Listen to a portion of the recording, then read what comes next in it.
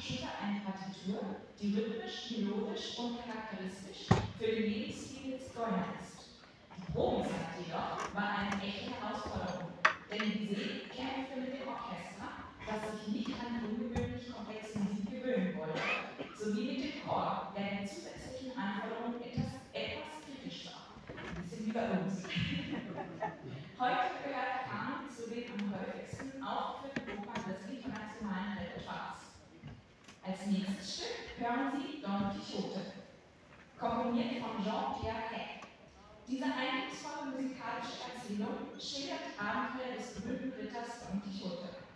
Die Komposition zeichnet sich durch ihre dramatische und expressive Orchestrierung aus, die verschiedenen Charaktere und Stimmungen des Romans lebendig werden lassen.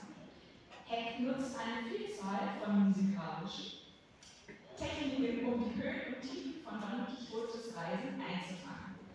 Wenn Sie ganz genau hinhören, werden Sie unter anderem seine heldenhaften, aventurerischen Kämpfe gegen die Windmühlen erkennen können.